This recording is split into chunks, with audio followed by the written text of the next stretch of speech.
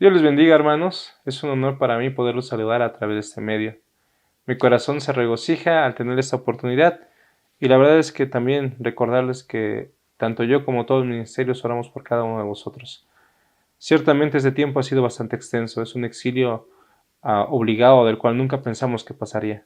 Cuando tuvimos el último lugar, el último culto en el cual pudimos adorar y bendecir al Dios en conjunto, nunca imaginamos que pasara más de un año y que el tiempo se siguiera acumulando actualmente. Sé que suena ya como un cliché, ha pasado tanto tiempo.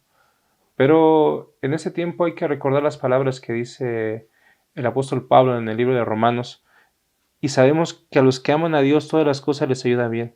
Esto es, a los que conforme a su propósito son llamados. Recordemos que este tiempo, si ha sido por parte de Dios, tiene un propósito para cada uno de nosotros. Hemos sido llamados por Él y el propósito se tiene que cumplir en nuestras vidas. A veces no entendemos el por qué, no entendemos el por qué pasa el tiempo y a pesar de que desearíamos y anhelaríamos estar en el templo, no se nos ha permitido. Pero hay un propósito en Dios y tenemos que tener esta confianza. Pero el tiempo a veces puede ser un mal aliado, puede hacer que nos olvidemos de la presencia de Dios, puede hacer que perdamos la identidad o que perdamos el propósito del cual Dios nos ha permitido estar en este exilio fuera de la iglesia. Uno de los ejemplos en el cual olvidaron a Dios fue el pueblo de Israel. En el libro de Jueces, capítulo 2, versículo 10 dice: Y toda aquella generación también fue reunida a sus padres, y se levantó después de ellos otra generación que no conocía a Jehová, ni la obra que él había hecho por Israel. Israel había tenido la oportunidad de ver la gloria de Dios. Dios de una manera milagrosa los había libertado de Egipto. Los sacó mostrando 10 plagas contra los egipcios que fueron sobrenaturales. En el desierto los mantuvo por 40 años.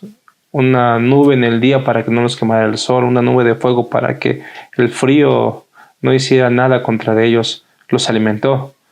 Y después, cuando llegó la conquista, encontró un pueblo que era militarmente mejor, gente fornida y unas fortalezas casi impugnables, como dijeron los espías. Dios de una manera milagrosa hizo que conquistaran esa tierra.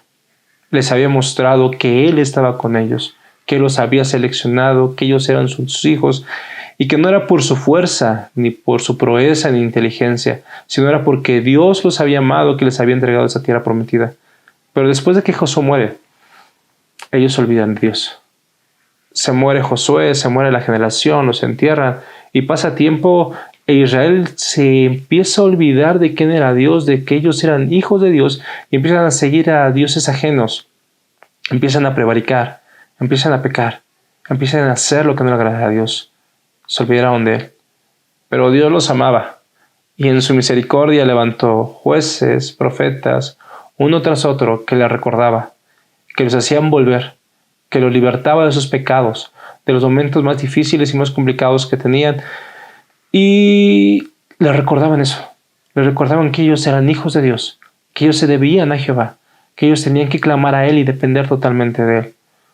Levantó jueces, profetas, reyes, y uno de esos hombres que levantó fue el profeta Isaías.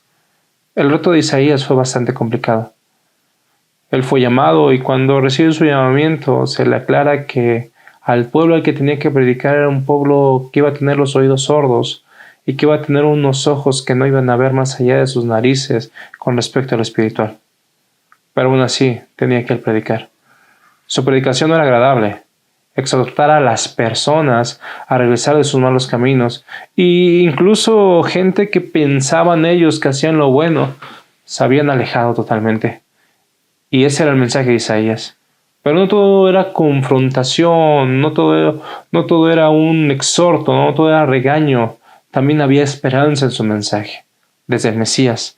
Pero a partir del capítulo 40 hacia adelante, Dios empieza a hablar a su pueblo de una manera totalmente diferente. Dios,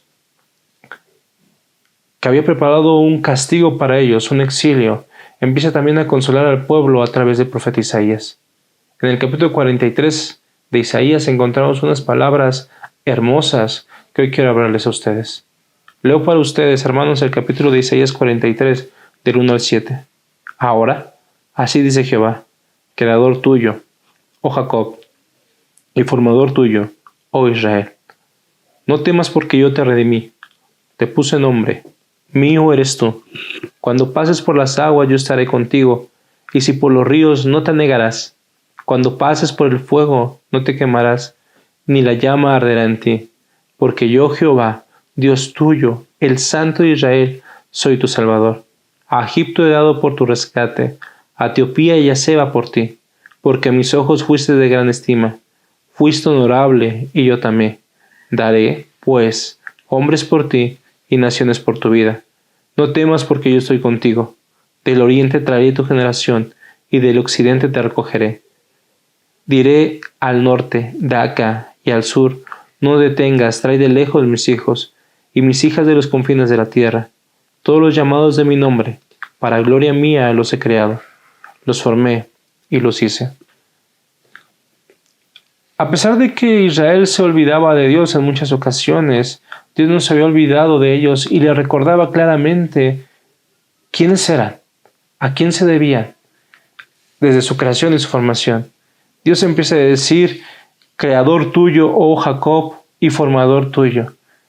La nación de Israel era un milagro, un grupo de personas, una familia que se pudo haber deshecho, pudo haberse incorporado a otra nación, se había mantenido firme, pero no era por su capacidad, no era porque eran especiales, era porque la misericordia de Dios había decidido escogerlos a cada uno de ellos. Pero estas palabras también podrían ser para nosotros. David dice que tu embrión vieron mis ojos, que mi embrión vieron tus ojos, haciendo referencia que desde el nacimiento Dios ya lo estaba viendo. O las hermosas palabras que Dios le dice a Jeremías en el capítulo 1, en el versículo 9, que desde el vientre de tu madre te conocí y te santifiqué. Dios nos escogió y nos santificó a cada uno de nosotros. Y sigue diciendo aquí, no temas porque yo te redimí, te puse nombre, mío eres tú. La redención de nosotros fue pensada incluso desde antes de la fundación del mundo, como lo dice Efesios. Y debemos entender ese gran milagro y ese gran detalle de parte de Dios. El Dios poderoso, increíble, imparable, todopoderoso se hizo hombre, se humanizó, vivió una vida en santidad completa. Se negó a sí mismo para morir en la cruz. Siendo inocente, murió por el pecador. Nos sustituyó. Tú y yo deberíamos estar ahí. Y es en serio, no es poesía. No es que digamos, es que yo tendría que haber estado. En verdad, nuestros males han sido tantos que merecíamos haber muerto en esa cruz del Calvario. Pero sin en cambio, Él nos redimió. Y por último, me encanta lo que dice, te puse nombre. Mío eres tú. ¿Sabes? Tú y yo somos hijos de Dios. Pertenecemos a Él. Él nos creó. Él nos formó. Mi hijo eres tú. Esas palabras le recordaban a Israel que no eran desecho, que no era nada, que tal vez pensaban que habían perdido el rumbo, pero eran los hijos de Dios. Eran los hijos del ser más poderoso. Los había elegido, los había formado para Él. Y tenemos que recordar que nosotros hemos sido formados y creados para Él. A través de este tiempo, hermanos míos, ciertamente muchos de nosotros hemos pasado circunstancias difíciles. Y para ustedes tendrían que ser las siguientes palabras de Isaías 43. Cuando pases por las aguas yo estaré contigo, y si por los ríos no te negarás. Cuando pases por el fuego no te quemará, ni la llama arderá en ti. Hemos escuchado noticias de que muchos de nosotros, o muchos de ustedes, hermanos, han tenido pérdidas de familiares, de amigos, de gente que amaban. Ciertamente algunos incluso hasta se han enfermado del temible COVID que ha hecho todo esto en la humanidad. Algunos tuvieron algún impacto tal vez en su trabajo, o algunos tuvieron alguna circunstancia de manera diferente en estos momentos, pero Dios ha prometido que estaría con ustedes. Pensamos muchas veces que el estar lejos de la iglesia nos sentimos solos, pero el Dios que nos escogió ha prometido que estaríamos con nosotros. Somos sus hijos y Él siempre estará ahí para nosotros. Podemos decir entonces Ebenezer, hasta aquí nos ayudó Jehová. Y en estos momentos difíciles, en estos momentos duros que hemos pasado, tenemos que recordar quiénes somos y no perdemos la fe. Me encantan las palabras de Hebreos cuando describen a Moisés, que sostuvo como viendo al invisible. Y ves a un Josué que tuvo momentos tan complicados y tan complejos, pero él siempre se mantuvo viendo a Jehová y esperando en Dios. Y llega a mi mente los 3 amigos que se encuentran en Daniel capítulo 3, amigos de Daniel, que de pronto tienen un gran reto. Al rey Nabucodonosor se le ocurre de pronto la fantástica idea de hacer una estatua enorme y que cuando se tocaran tamboriles, música, todos adoraran a esa imagen. Pero esos 3 amigos conocían quiénes eran y decidieron jamás adorar a un Dios que no fuera Jehová. Y entonces los acusaron como tenía que pasar. Y cuando llegaron a Nabucodonosor, Nabucodonosor dijo, les voy a dar otra oportunidad. Y ellos dijo, no lo vamos a hacer, Dios. Y dice, sepas, oh rey, que aún de tu mano Dios nos podrá librar. Pero si no es así, no adoraremos ni a tu imagen ni a tus dioses. Ellos sabían quiénes eran. A pesar de las circunstancias más difíciles de estar en el exilio, fuera del templo tan amado que no pudieron ya ver y que fue destruido, cerca de la nación que tanto amaban, no olvidaban quiénes eran. Y lo que pasa fue increíble. Los echan al fuego, pensando que prenden el horno más de lo pensado. Y cuando pensaban que iban a escuchar gritos, dolores, ven a los 3 hombres caminando como si nada. Y ven algo maravilloso, un 4º hombre, pero no era un hombre común y corriente, era como un hijo de dioses, como un ángel. Dios estaba con ellos. Nabucodonosor los llama y salen. Y Nabucodonosor da gloria a Dios por lo que sus ojos habían visto. Y también la historia del mismo Daniel. Cuando aquellos envidiosos, porque era un buen gobernante, era alguien que amaba al rey Darío, crean un nuevo edicto, similar al anterior, en que en cierto tiempo nadie podía rogar ni a Dios ni a hombre y que todos los favores tenían que ser al rey Darío. Le lavaron el cerebro a Darío y firma el edicto. Pero Daniel, mis amigos, no había olvidado quién era. Al escuchar el edicto, se va a su casa, abre las ventanas como siempre lo hacía, las cortinas, y ora como normalmente lo hacía, 3 veces al día. No había olvidado quién era. Había momentos difíciles, circunstancias complicadas, pero él no había olvidado a quién se debía. Y en ese momento, Daniel se entregó a Dios completamente en adoración, exaltación seguramente, y cuando es acusado es echado al foso de leones, y Dios, que es fiel, tapa la boca de los leones y no permite que Daniel sufra ni un rasguño solo. Darío, después de eso, manda un edicto en el cual hace que nadie pueda blasfemar ante el Dios de Daniel y reconoce al Dios como un Dios poderoso. Los ejemplos podían seguir, como José, que cuando tuvo la oportunidad de vengarse o de pecar, él siempre pensaba, ¿por qué haría un mal tan grande a Dios? En circunstancias tan complicadas, tan difíciles, en donde mucha gente se hubiera creado, ellos no habían olvidado quiénes eran. Eran hijos de Dios. Parecía que no recibía nada a cambio, pero Dios siempre estuvo ahí, siempre los sostuvo y nunca los dejó. Amigo, hermano mío, en ese tiempo que has pasado difícil, tienes que reconocer que Dios es el que te ha sostenido. La verdad es que muchos de nosotros hubiéramos querido correr a la iglesia con los hermanos, que oraran por nosotros de una manera más física, que estuviera ahí a lo mejor el hermano Joel, el hermano Jesús, el hermano Ernesto y orara por nosotros, pero tal vez en esta circunstancia no se pudo. Pero Dios estuvo ahí. Y es que, hermano mío, Dios es lo principal.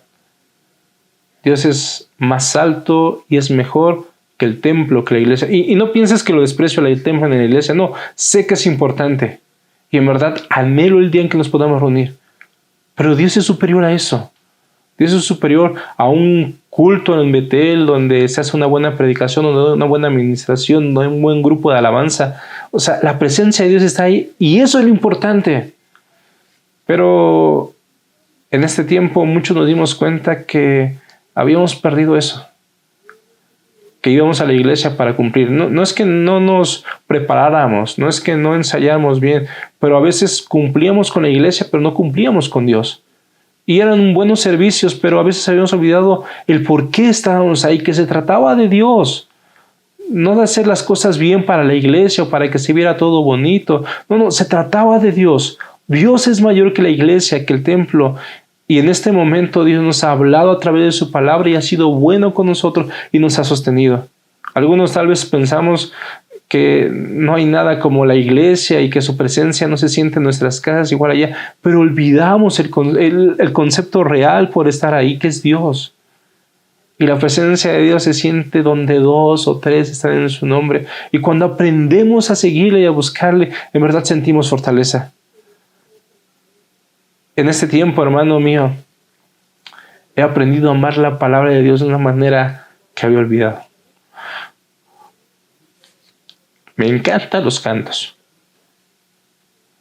Los canto increíblemente. Pero escuchar la palabra de Dios me ha llenado tanto como lo había olvidado. Y en eso yo sé que Dios a mí, no sé si a ti, pero a mí, su propósito era que recordara eso. Con más amor y con más pasión escudriño su palabra últimamente. Y sé que su propósito se está cumpliendo. Me he dado la tarea también de comprometerme con mis hijos y educarlos en el camino del Señor y no olvidar eso. Dios ha estado con nosotros. Y aunque anhelo esto, la verdad es que me encanta también Isaías 43 porque me recuerda que llegará el día en que nos podamos reunir todos nosotros. Me encantan las palabras del versículo 5 y 6. Dice, no temas, yo soy contigo. Del oriente traeré tu generación y del occidente te recogeré. Diré al norte, de acá y al sur, no te detenga. Trae de lejos a mis hijos y mis hijas de los confines de la tierra. Me encanta porque me da esperanza. Porque cuando nos podamos reunir todos juntos, tal vez con cubrebocas, caretas, separación, gel, tal vez con el cubrebocas no me daré cuenta que esté sonriendo, pero cuando hayamos cumplido el propósito de Dios, nuestro corazón se llenará de gozo y todos juntos podemos adorar y bendecir al Dios que ha permitido que en este tiempo no nos reunamos, porque Él quería que su propósito se cumpliera, pero en este momento lejano no quiere que olvidemos que somos sus hijos y que tenemos que estar ahí. Dios ha sido bueno. Y lo que dice el último versículo 7, todos los llamados de mi nombre para gloria mía los he creado, los formé y los hice, es lo más increíble. Cuando Daniel, sus amigos, cuando todos, José y todos ellos terminaban el conflicto, la prueba que Dios les había pasado, los reyes paganos reconocían a Jehová. Una de las cosas que tenemos que hacer y que tiene que pasar en nuestras vidas es que la gente, que nuestra familia, vean a través de nosotros que la gloria de Jehová se manifieste.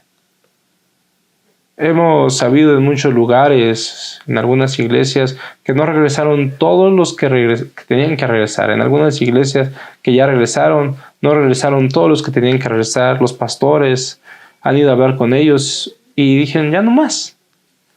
Ya no quiero regresar. Se cansaron, se olvidaron quién era, se alejaron de Dios.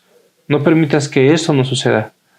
Que cuando Dios nos permita volver sea para la gloria de Dios y que en el momento que estamos lejanos, nuestro testimonio para con nuestros hijos, nuestro testimonio para con nuestra familia, para con nuestros vecinos, nuestro testimonio para con Dios sea de darle la gloria a Dios y de que en nuestra vida se reconozca esto. Definitivamente nos hubiera gustado que nunca nos hubiéramos alejado del templo. Es un hecho. Pero Dios así lo permitió. Y tendremos que empezar a aprender a no añorar el regreso, como añorar su presencia cada domingo, cada día que tenemos la comunión en la reunión familiar o tal vez personal con Dios, el momento en que hemos apartado. Tenemos que recordar que somos sus hijos, que Él nos formó, que Él nos amó y que la comunión con Él tiene que ser lo básico. La lectura de la palabra, el ayuno, la oración, no por imposición, sino por amor. Por amor al que nos amó, por amor al que nos salvó, por amor al que nos escogió. No olvides lo que dice su palabra. mi hijo eres tú. Tú eres hijo de Dios. Desde antes de la fundación del mundo, te escogió, te conoció, te santificó y te amó. Compórtate como tal. No seas como los que olvidan a Dios. No seas como los que se alejan, no pueden como por excusa que no tienen la capacidad. Toma el sacerdocio que Dios te dio. Toma la autoridad que Dios te dio.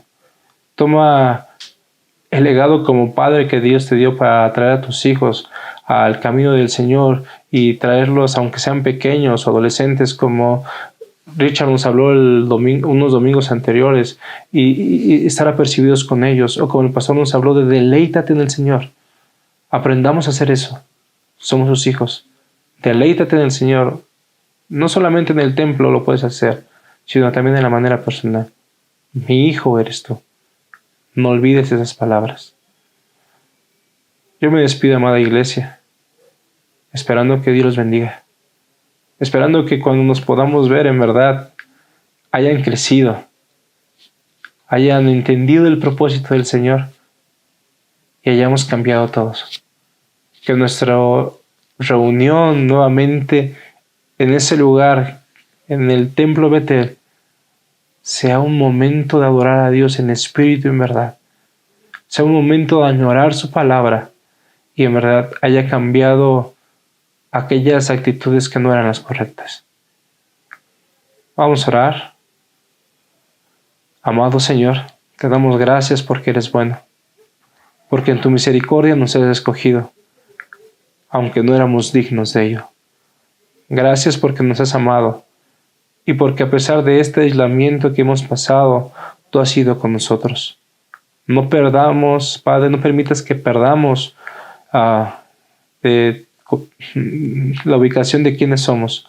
Antes ayúdanos a recordar constantemente que somos tus hijos y como tal debemos comportarnos. Hemos creído en ti. Reconocemos tu nombre y también sabemos, Padre, que tú nos has escogido.